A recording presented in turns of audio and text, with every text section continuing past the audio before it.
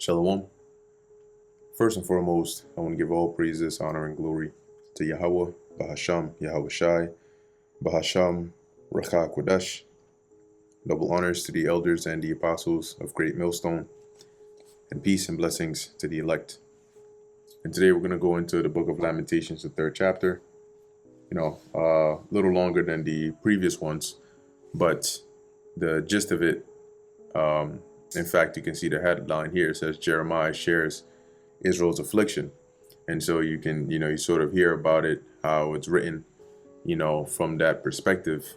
But it's mainly highlighting the affliction that the Lord put Israel through during this time. And then also the balance of still keeping that hope and that faith in the Lord, because he is still faithful to us. Okay. And his mercies are still great. So this is the book of Lamentations chapter 3 verse 1. Like I said, a lot of it in here is really just a way in which the affliction is being expressed, by the use of different comparisons, different examples, not all literal per se, right? So this is Lamentations chapter 3 verse 1. I am the man that hath seen affliction by the rod of his wrath. All right, so by the rod of the wrath of the Lord. He hath led me and brought me into darkness, but not into light, which is to describe the at least what it felt like with all these things going on. Because light is symbolic, right? And in some cases, it symbolizes like hope, like they say the light at the end of the tunnel. All right, but in this case, there was no light at the end of the tunnel. At least it's what it felt like here. Surely against me is he turned. He turneth his hand against me all the day. My flesh and my skin hath he made old. He hath broken my bones. So pretty much the Lord turned against us, right? From being our God, which he's still our God, but from blessing us, he turned against us like an adversary. As it says, surely against me is he turned. He turneth his hand against me all the day, right? So things weren't going in our favor because the Lord was against us. Verse 4, my flesh and my skin hath he made old, right? Old in the sense of being worn out. He hath broken my bones. Now, keep in mind that this lamentation, right, is an expression of what things felt like. Now, the comparison, right, that these verses are being made to was the actual event, right, which was the siege of Jerusalem back, around 586-ish, around there, BC, when the Babylonians came and besieged Jerusalem, or the kingdom of Judah. And the calamities, right, the death, the chaos that was taking place, these letters or these writings in the book of Lamentation are a description of what it felt like, what Israel was going through. And that's why, for example, it says, my flesh, my skin hath he made old. Doesn't mean that the Most High necessarily like just started zapping Israelites and turning them from young to old. But this is just to describe, how they felt because of this calamity the Lord brought upon us. It says here, he hath broken my bones, right? So you've worn out, you've been made weak, injured. He hath builded against me and compassed me with gall and travail. So in this case, like as if, the Lord besieged us, right? And surrounded us with gall, right? And travail. And when you go into that, travail obviously meaning like turmoil, right? Hard times. So this is not literal, it's metaphoric, right? Because gall, for example, when you go in here, right, it says here, ra'ash. It says here, gall, venom, bitter, poisonous, right? Yeah, either ra'ash or ra'asha. Yeah, that's what I'm thinking here. It's synonymous with here, with head or chief. But as you can see here, it says here, apparently the same as a poisonous plant, probably the poppy, from its conspicuous head. generally poison, even of serpents, right? So this here is just a metaphoric saying that around us we were surrounded. The Lord surrounded us with bitterness and difficulty, right? He hath set me in dark places, as they that be dead of old. Okay, so you can imagine, obviously, like when you deal with the burying place, in times past, you had the sepulcher, and really it was just like a cave, right? Most of these areas were like a cave, and then you would have the stone that would be rolled to close it, like even in the New Testament during Yahweh time, for example. So obviously there's no light in there, right? But once again, just to emphasize this, this hard time. It says, He hath hedged me about that I cannot get out. He hath made my chain heavy. So it felt like we were bound, right? We were locked and bound and stuck, in this condition. There was no way out. Also, when I cry and shout, He shutteth out my prayer. So as we were obviously calling upon the Lord, seeking the Lord, crying, making supplication, but nothing was happening, because this was the time of the Lord bringing forth His judgment, and He wasn't trying to hear anything. Verse 9, He hath enclosed my ways with hewn stone. He hath made my paths crooked. So, in other words, He has blocked us, right? When you're, as it says, when your ways are enclosed, it's like you're not having a clear path, right? You've been blocked off. As it says, He hath made my paths crooked. He was unto me as a bear lying in wait, and as a lion in secret places. And we know about bears and lions, right? They're predators. And what do? He hath turned aside my ways and pulled me in pieces. He hath made me desolate. So here the Lord, the Most High, is being likened onto like this, this vicious bear, or this wild predatorial lion that's in the cut waiting.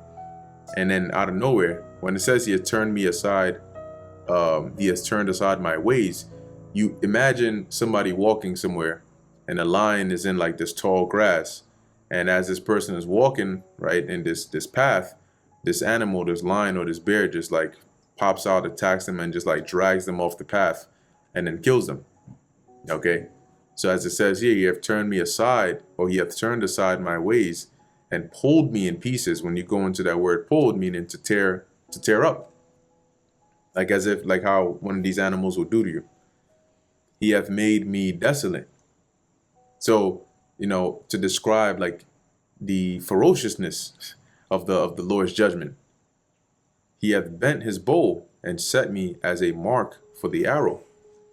He hath caused the arrows of His quiver to enter into my reins, right, into your organs.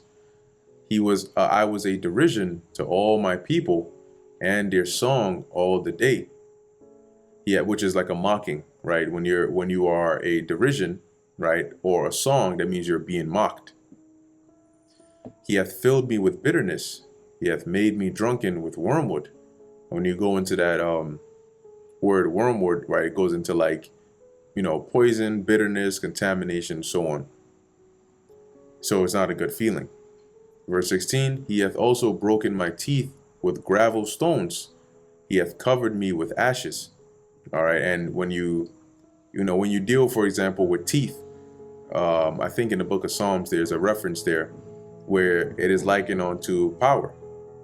When you in the book of Psalms, let me see if I can actually go there, where it says break their teeth. There we go. So Psalms 58 verse 6, it says, break their teeth, O power, O God, in their mouth. Break out the great teeth of the young lions, O Lord. So when you look at a lion, right, what is the lion's power, or its main weapon? It's its teeth. Just like majority of these other wild animals. Yeah, they have their claws and all that, but their main attack or defense is their teeth. Okay, that's why their teeth are designed the way that they are, right? If you look at this lion teeth, see that? And them things are strong too. Okay, I'm sure none of us need to find that out the first, personally, but you can see there when that thing lands on you, how dangerous that can be. Now it looks small in this picture because it's just a picture, but when you see an actual lion, trust me, that's not small. Okay, and that's pretty very sharp actually. So to break, for example, in Psalms 58, their teeth, meaning that you would make them defenseless, right? You would break their power. And as Jeremiah goes on to say, he hath covered me with ashes, and being covered with ashes was a sign of mourning, right? Back in the ancient world, they would put on the sackcloth, throw cast dust or ash upon their head. Verse 17, and thou hast removed my soul far off from peace. I forgat prosperity. And I said, my strength and my hope is perished from the Lord Yahweh. Because the condition, right, that was, that we were in here, at least from the perspective that the author is writing, it was likened unto him just being in this like state of like despair.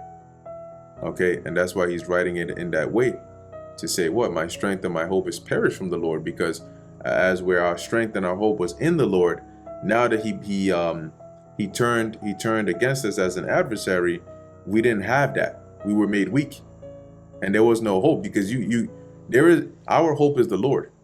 So you really don't have hope against winning, hope in winning against the Lord. Your only hope is the Lord, and when the Lord turns on you or brings that judgment upon you, really at that point the best you can do is seek the Lord's mercy, as you can see here, right? Hope of relief in God's mercy. And ultimately that's what it comes down to, right? When the Lord brings judgment upon you, there's nobody else that can comfort you or deliver you or none of that. Your best and only way out of that is if the Lord himself decides to have mercy. Okay? And that's a part of the fear of the Lord, because if he doesn't decide to have mercy, then you're pretty much done. It had been better if you probably didn't even exist, because if you have the Lord to be your enemy, well then. Verse 19, remembering mine affliction and my misery, the wormwood and the gall, right? So the bitterness, which signify like the bitter times, as he mentions his affliction.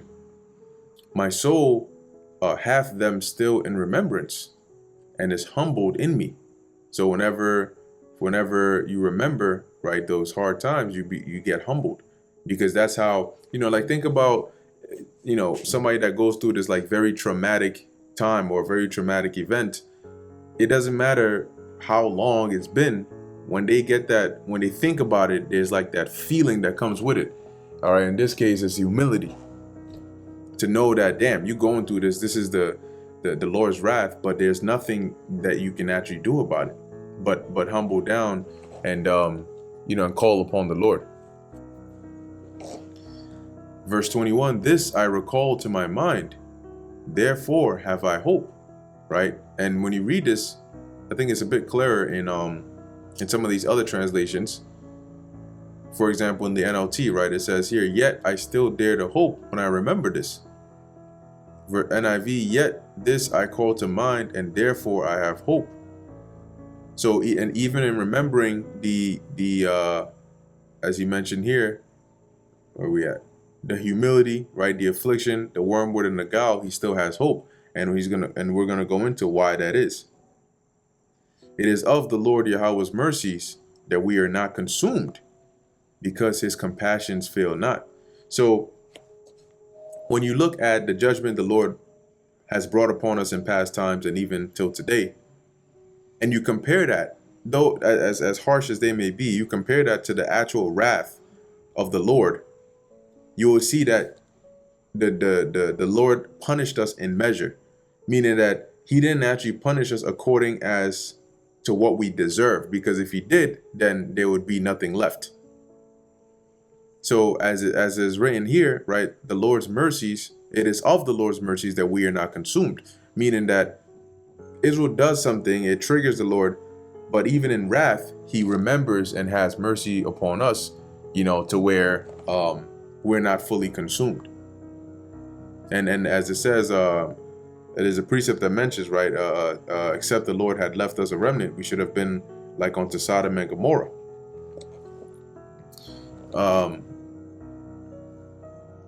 Verse 23, they are new every morning, great is thy faithfulness. And that shows the mercy and the love and the care of the Lord, right?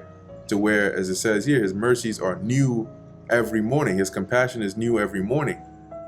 So in this case, it never runs out. And even the prophet Ezra mentioned that, how when the Lord saw the wickedness of Israel, he multiplied. I believe that was Ezra who mentioned that.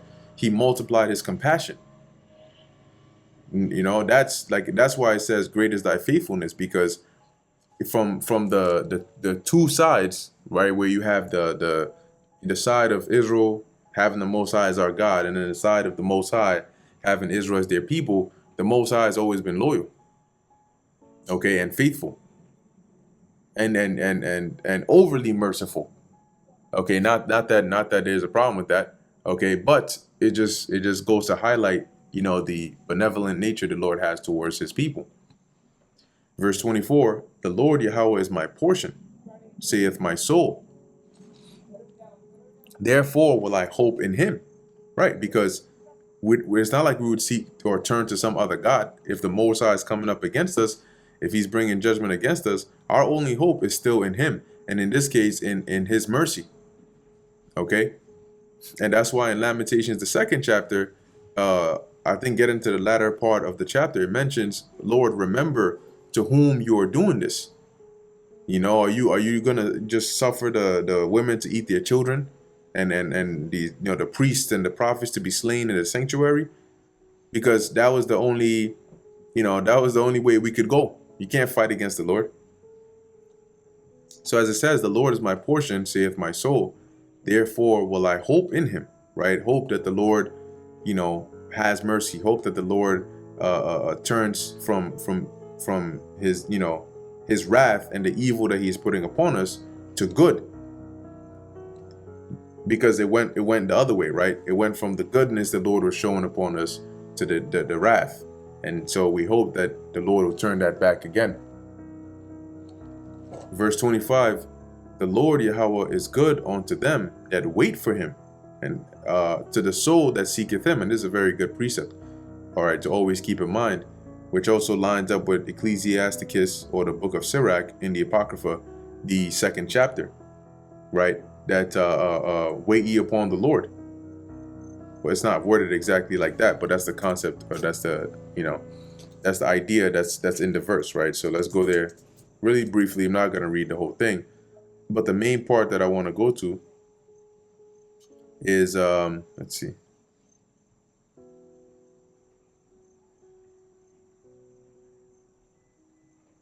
Yeah, I mean, it's pretty much from the first verse to about, you know, really the whole chapter. But as you can see, it mentions preparing your soul for temptation when you come to serve the Lord, and setting your heart aright, meaning getting your mind right, and constantly enduring and not making haste in time of trouble, but rather cleaving unto the Lord and departing not away, that thou mayest be increased at thy last end. See, so that's why it says the Lord is good unto them that wait for him, those that have the patience and don't lose that patience, but wait for the Lord, keeping his patience, enduring the afflictions, and maintaining that faith in him.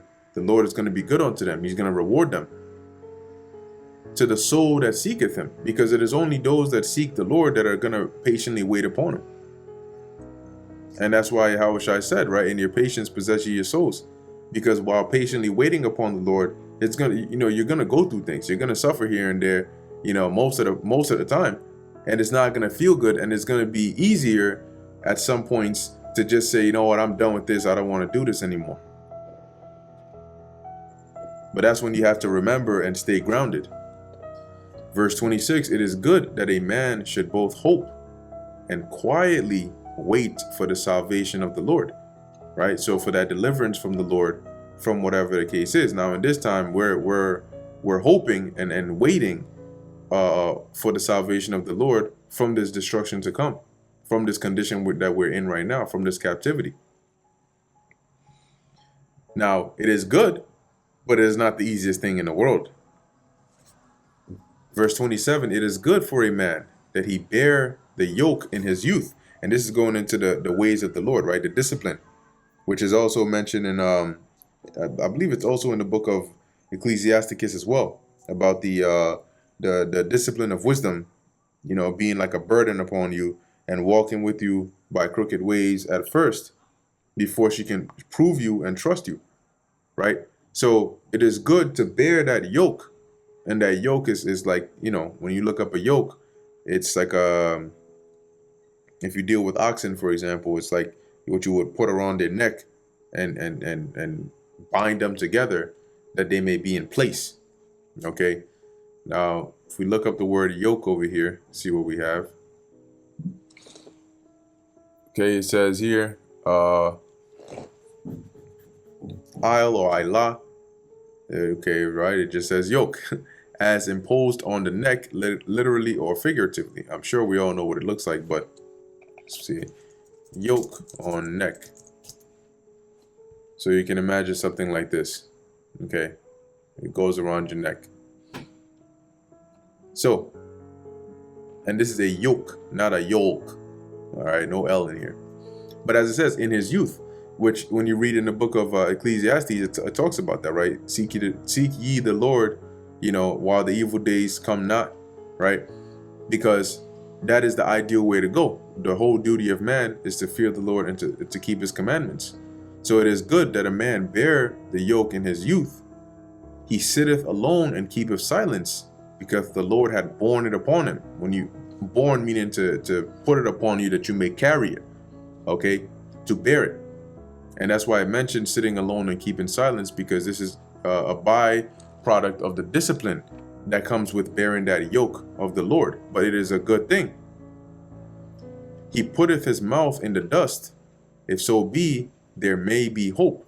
And that putting the mouth in the dust does not actually mean you're gonna lick the dust off the ground. This is another way of saying you're prostrating yourself, or you're bowing. Okay, you're bowing with your head down. As it says, if so be there may be hope. So making supplication to the Lord, seeking the Lord, humbling yourself before the Lord, in the peradventure he would have mercy. Verse 30, he giveth his cheek to him that smiteth him. He is filled full with reproach. So in this case, meaning you willingly taking whatever chastisement or whatnot is come upon you. As we read in Ecclesiasticus, the 2nd chapter, where was it? Whatsoever is brought upon thee, take cheerfully, and be patient when thou art changed to a low estate. And in this case, the smiter is the Most High, right? So as we're going into here, the bearing the yoke, right? Keeping silence, being disciplined, bowing yourself and humbling yourself, and willingly, enduring the judgment or the chastisement of the Lord, be it in the form of being smitten or being filled full with reproach. As it says, for the Lord will not cast off forever. And that's the hope right there, that though it may feel bad now, though it may feel horrific, as indescribable, all right, as you're getting the sense of when you read the book of Lamentations, the hope is that it's not going to be forever, that eventually at some point the Lord will have mercy and he won't cast us off forever. But at some point we will be reconciled, which in the future from this point did happen, right? The Lord sent his son Yahushua back to begin that process of reconciling us back to the Father. Verse 32, but though he cause grief, yet will he have compassion according to the multitude of his mercies. And ultimately, this is really why only the Most High Yahweh can be the Most High, because none of us, nobody else would be able to fulfill that role. If anybody else was in that power seat, man, we wouldn't be here. Okay? We wouldn't be here. Imagine how many times the Most High has gotten so fed up that he's just wanted to just snap his finger Thanos style and then just wipe everything and just start over.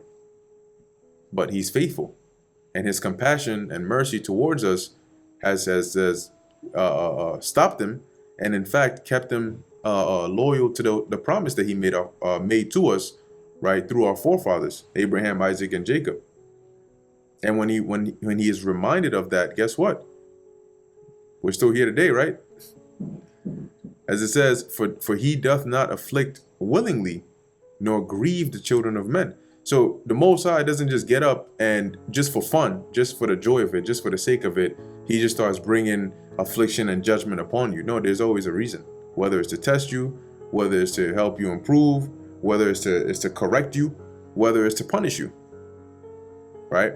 As it says, nor grieve the children of men. Now, in this case, it's just referring to like how the scriptures will say son of man, all right?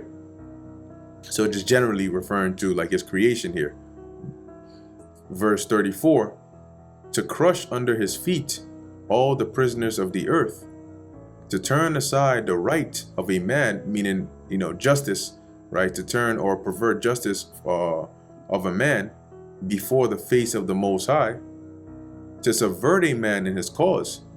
Once again, so imagine there's a case and you are subverting a man in his cause, meaning that you are not providing or implementing, righteous judgment, okay, in this case, the Lord approveth not. So these are examples here, right? Who is he that saith, and it cometh to pass, when the Lord Yahweh commandeth it not? So, and that's rhetorical, right? That's because nobody has the power to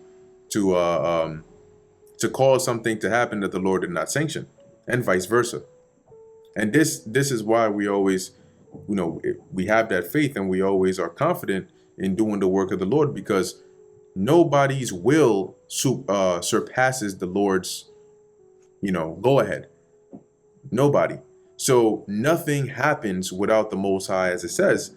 Who is he that saith, and it comes to pass, or cometh to pass, when the Lord commandeth it not? And that tells us that anything that comes to pass has to first be given or sanctioned or signed off by the Lord.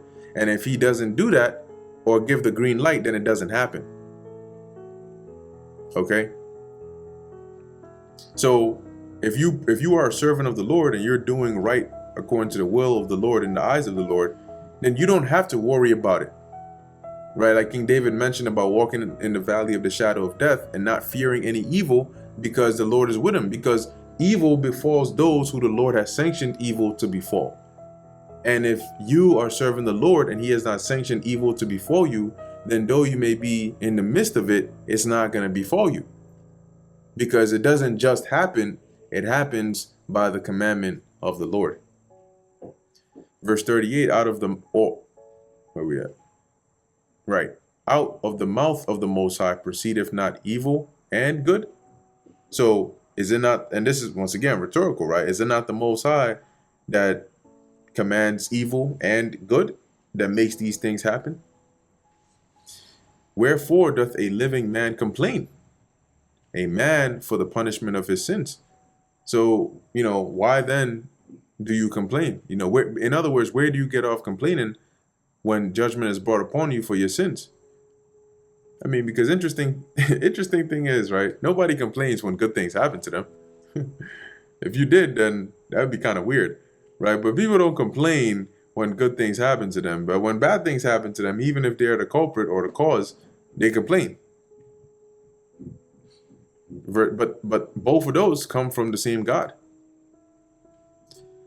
Verse 40, let us search and try out our ways and turn again to the Lord. So rather than complaining and looking outwardly, look in, see what you have done. Prove your ways. Are you in transgression? Have you gone off? And repent and turn back to the Lord, because the Lord is doing this not just for fun, but there's something that triggered this. And we know that it's not that the Lord himself was in fraction of anything, because the Lord is perfect. We are not.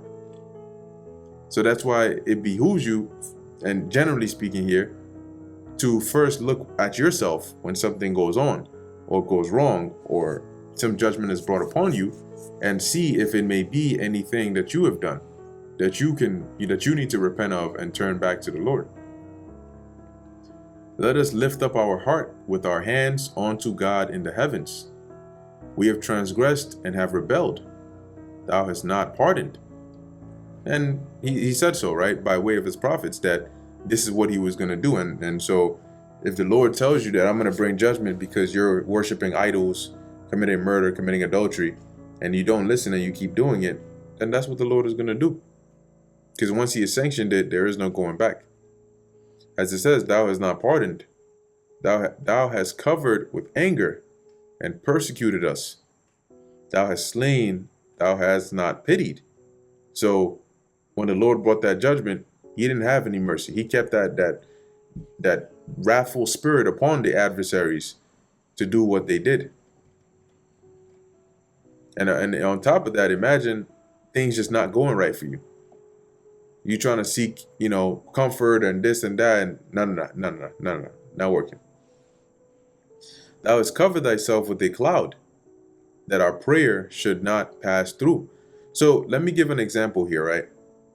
About the Lord not pitying. You have this foreign nation, and they comes and they start attacking. They besiege your people, and they break through the walls and they're killing people. And the Lord is the one who brought them against you. That's number one. So okay, we know that. But then you try to run and you try to escape, and for some reason, all your efforts just keep failing. That's because the Lord is behind it. You turn around and try to run, and just as you think you escaped, you slip. And you slip and you get injured so bad you can barely run, and then the enemies catch up to you, and then voila, now you food. Why did you slip? Why did you slip and get injured?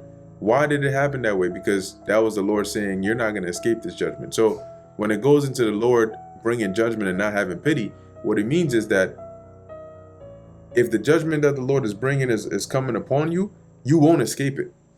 He'll make sure that you get stuck up and caught up in there. But then there's the flip side where the Lord can have mercy and have it to where he brings that judgment, but yet you're the one who's able to flee out, sneak through this small area and find some way, somehow, you find a way out. And you make it. It just happens to be that you survive. That's because the Lord will have pity. But in the reverse, it's true as well if the Lord doesn't have pity. Continuing, verse 44, thou hast covered thyself with a cloud, that our prayer should not pass through. Thou hast made us, so once again, right, our people are praying, they're calling on the Lord, seeking mercy, and nada empanada, nothing is happening because the Lord wasn't hearing it. Thou hast made us, it's like when when you're a child and you do something really bad and you're going to get your ass whooped, you were warned, and now it's time to get your ass whooped.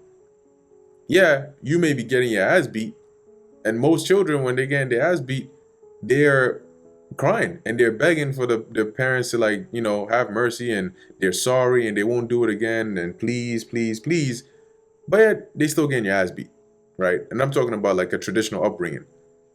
So in that case, it's almost like the parents are not really hearing what you're saying. They're like, okay, I understand, but you still need to get your lashings. If it's 10, you're getting 10 lashings, right?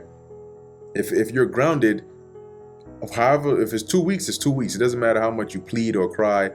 It's not going to change anything. So imagine that when the Lord said, this is the judgment I'm bringing, it didn't matter how much we cried or prayed or whatnot. It wasn't going to change anything. Verse 45, thou hast made us as the offscouring and refuse in the midst of the people. All our enemies have opened their mouths against us. Fear and a snare has come upon us, desolation and destruction. Because the way this came up upon us, there was no escape. And the neighboring nations at this time, for example, they didn't jump to our aid. They were glad, as we even read in the previous chapter. They were glad that these people that think they're so special, now they finally got what's coming to them, like from that perspective. And guess what? That same mindset that they have, that same behavior that they had towards us back then in that time, they still have it today, right? Like we still experience some of the things that Jeremiah is mentioning here, we still experience now, right? About the enemies opening their mouths against us, right? Us being the offscouring and refuse in the midst of the people. And it goes to show you that this is still all the doings of the Lord. Verse 47, fear and a snare is come upon us, desolation and destruction. Mine eye runneth down with rivers of water for the destruction of the daughter of my people. Symbolizes weeping, right? My eye trickleth down and ceaseth not without any intermission. Intermission is like a break or a stopping. So here he's saying, look, the sorrow is to emphasize the sorrow, like a continual crying, without stopping. Till the Lord look down and behold from heaven. Mine eye affecteth mine heart because of all the daughters of my city. So by witnessing the things, the anguish that people are going through, as it says, it affecteth mine heart. A couple of synonyms there is like, today you would say like your heartbreak, right? So you have some synonyms like, to thrust, to hurt, to tear apart, that kind of stuff. Verse 52, mine enemies chased me sore like a bird without cause, i.e. being hunted, right? They have cut off my life in the dungeon and cast a stone upon me. Now, when you go into this word dungeon, it goes into like a cistern or a well. So you can imagine, well, what is usually found in a well? Water, right? And the concept of a well is you dig until you hit so low that water starts to flow up from the ground, and it fills up that well, and then the people of the neighborhood or village or whatnot will come there to draw water.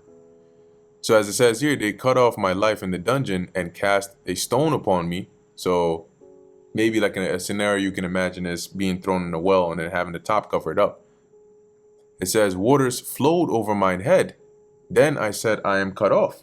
So now you're in here and the waters are starting to rise and you're pretty much, shit, I'm about to die. I called upon thy name, O Yahweh, out of the low dungeon. Thou hast heard my voice. Hide not thine ear at my breathing and at my cry. Thou drawest near in the day, or Slakia, that drewest near in the day that I called upon thee. Thou saidest, fear not. And this is that mercy of the Lord. O Lord, thou hast pleaded the cause of my soul. Thou hast redeemed my life. O Yahweh, thou hast seen my wrong. Judge thou my cause. And when it goes into that, judge, seeing my wrong, meaning the wrongdoings that are being done unto me. So be the judge. Verse 60, thou hast seen all their vengeance and all their imaginations against me.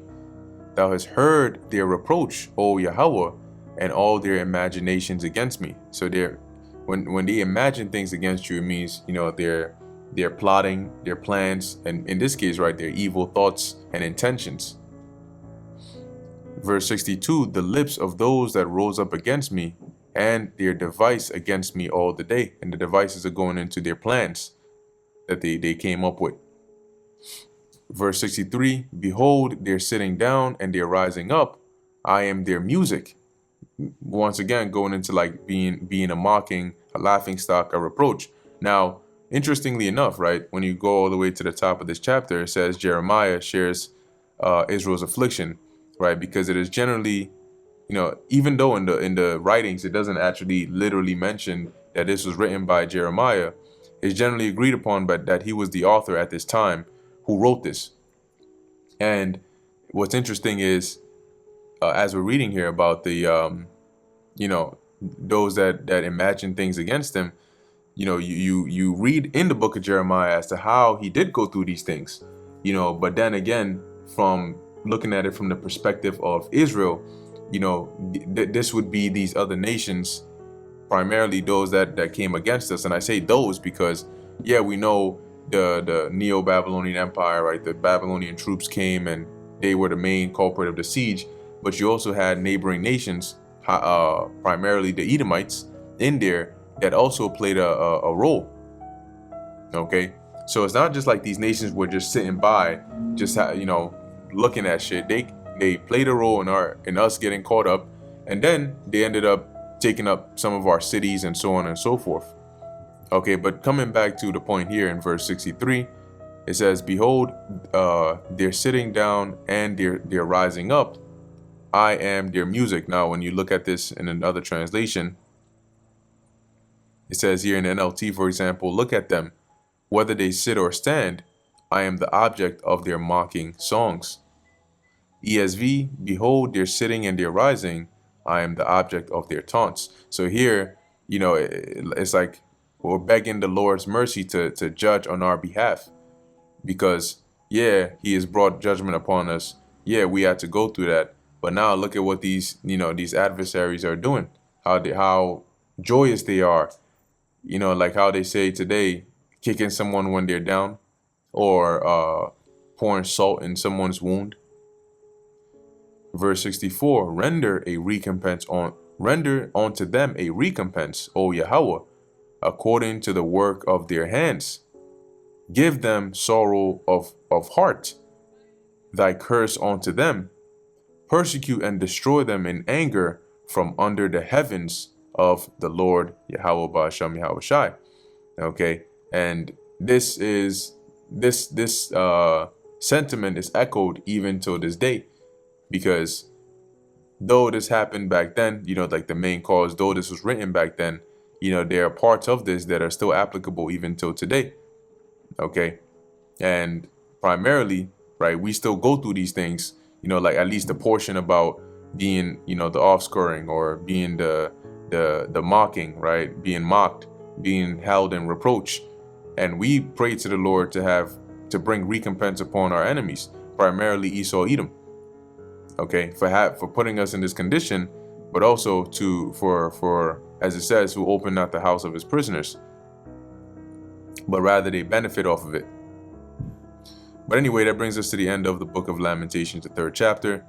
Like I said, it's longer than the first two, but you sort of get the gist of it, right? It's not really anything too different than the first 2 chapters, but that's the book of Lamentations is called Lamentations for that reason. It's a lamenting. Anyway, Lord willing, this was edifying to the elect. In closing, I want to give all praises, honor, and glory to Yahweh, Bahasham, Yahweh Shai, Bahasham, Racha Kodash. Until next time, Shalom.